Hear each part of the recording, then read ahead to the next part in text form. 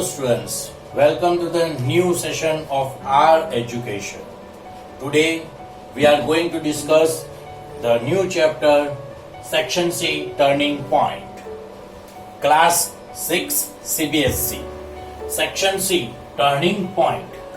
Now before going to the chapter, first of all I want to tell you the author of the chapter.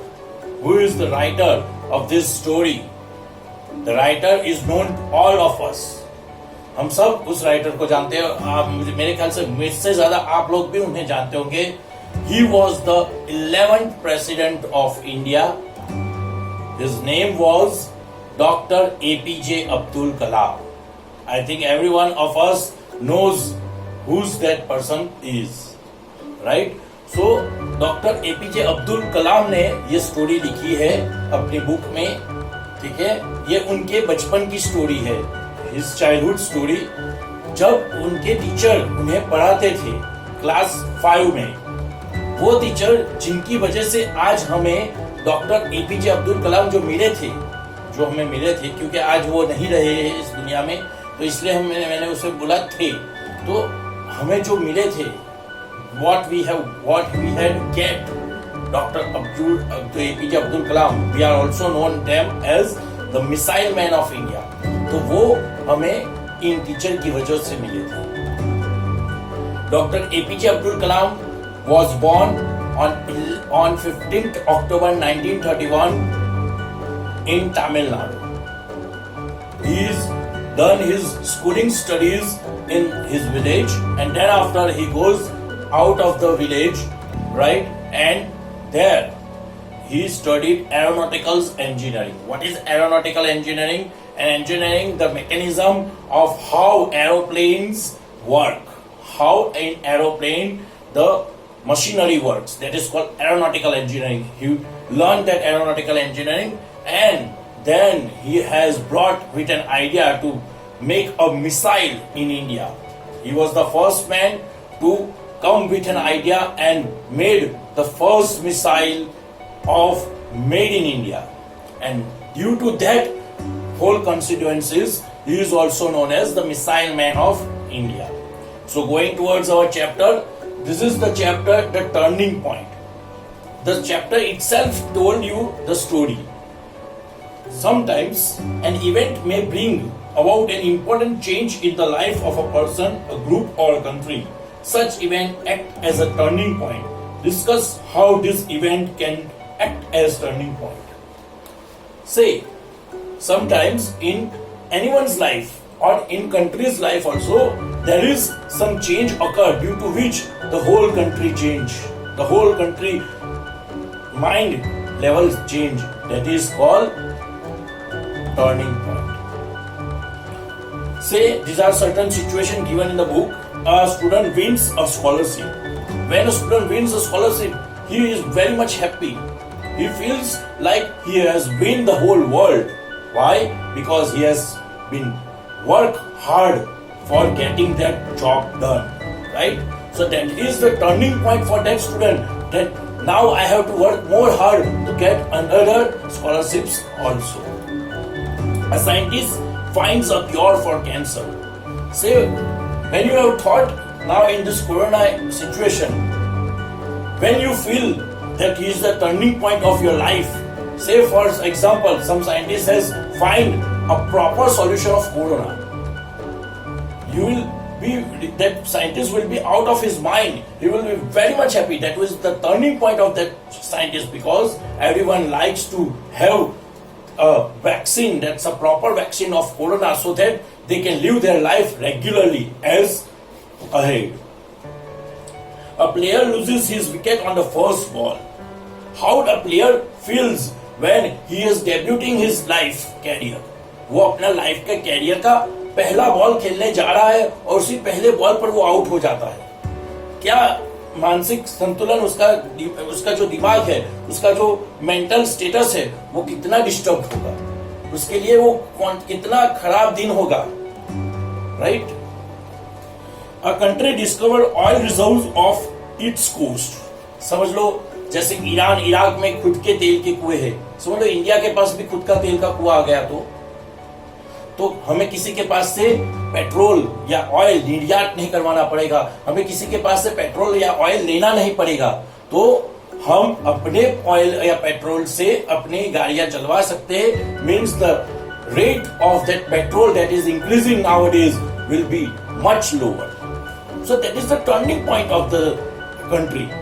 If the cost is low, अगर वो cost low हो जाएगी petrol की, बाकी सारी कीमत की, तो उसके साथ जो भी महंगाई बढ़ी है, जो भी महंगाई बढ़ी है, वो भी कम हो जाएगी। तो इस तरह से हर एक चीज का अपना एक प्रभाव होता है, एक टर्निंग पॉइंट होता है।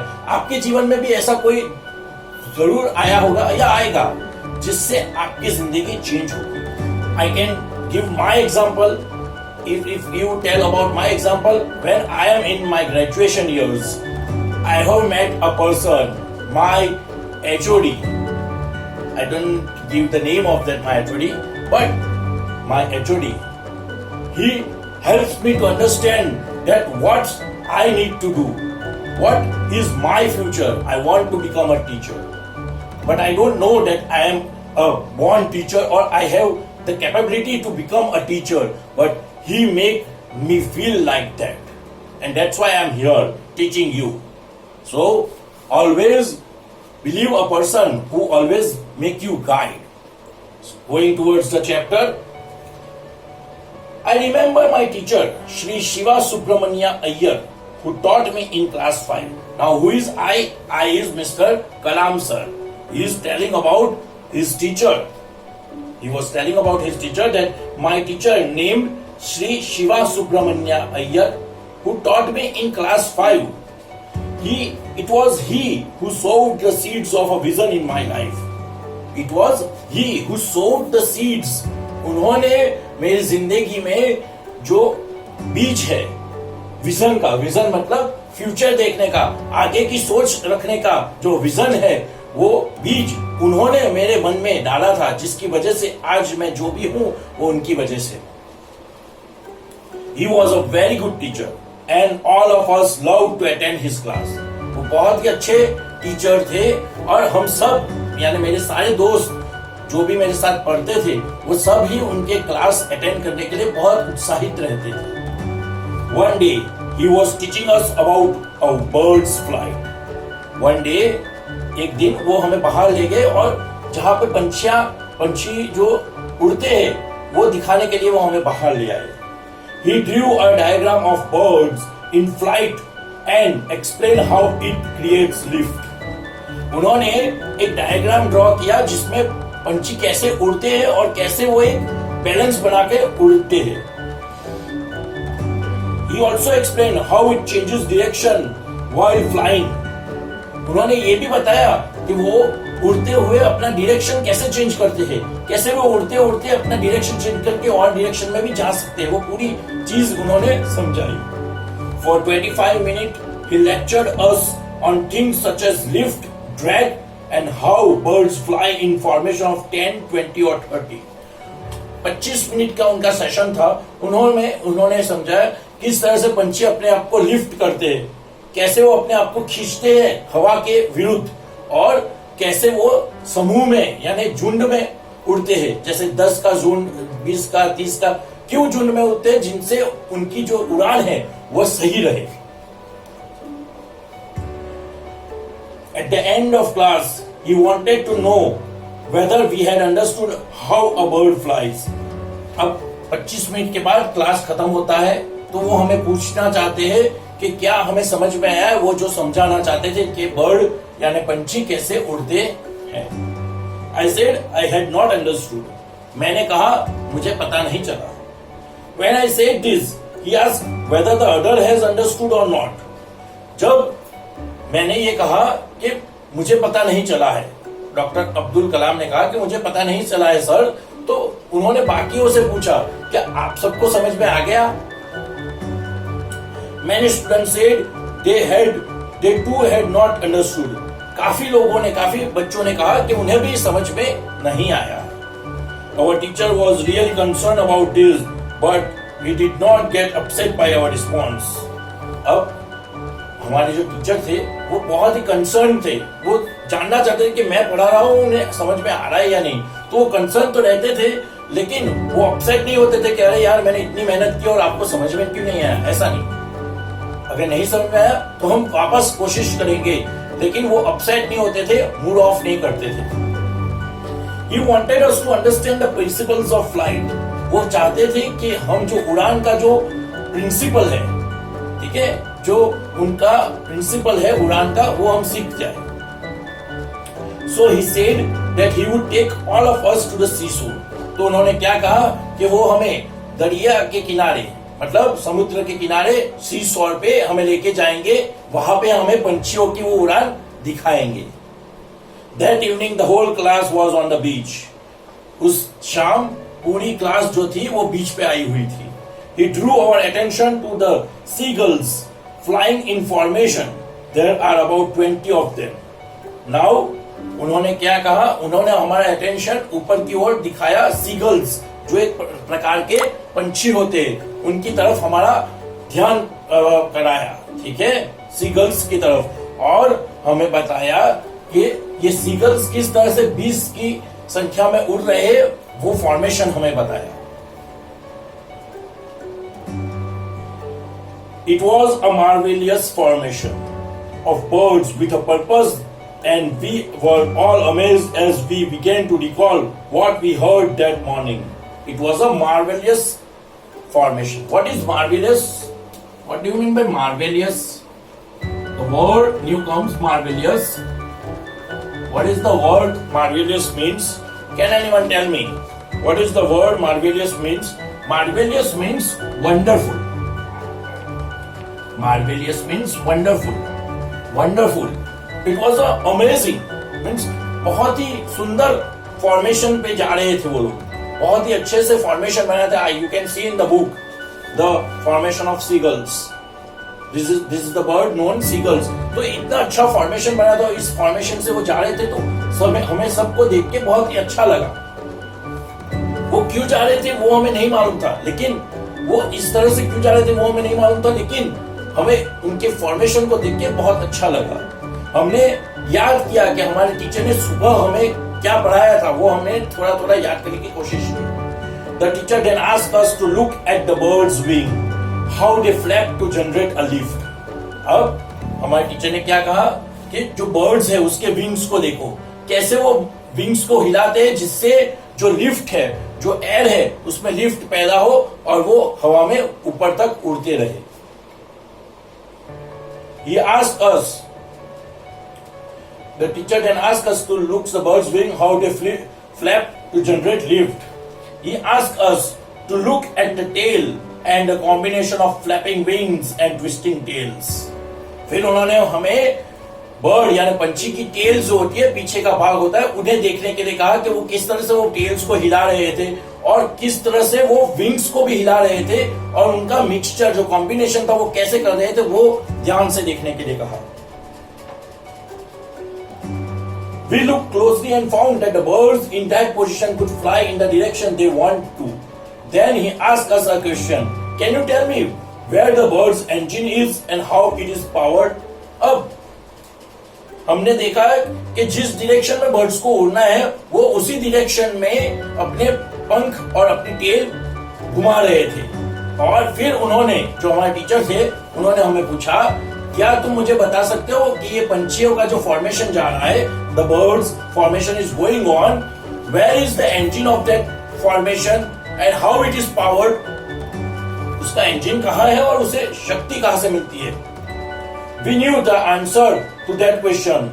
All the aspects of the principle of flight became clear to us within the next 15 minutes. हम सबको उसका जवाब मालूम पड़ गया था, ठीक है?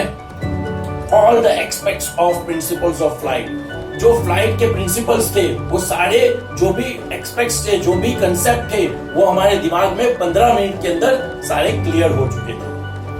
We understood clearly the dynamics of birds' flight with the practical example of it in front of our eyes.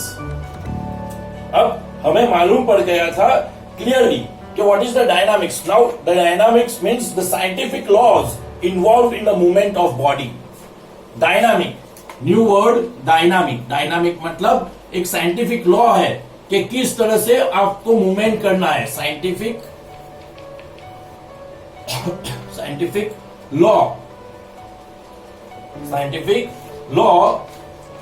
involved in the movement of body, involved in movement of bodies. तो शरीर की मूवमेंट को define करने के लिए जो principal का use होता है, जो साइंटिफिक लॉ का यूज होता है, उसे बोलते हैं डायनामिक लॉ. ठीक है, तो डायनामिक जो वर्ड है कि we understood clearly the dynamics of birds flight, कि बर्ड्स किस तरह से मूवमेंट करते हैं वो हमें समझ में आ गया था. वो नियम, वो लॉ हमें समझ में आ गया था. क्यों? क्योंकि हमने प्रैक्टिकली एग्जांपल देखा था कि किस तरह से बर्ड्स फ्लाई कर रहे हैं.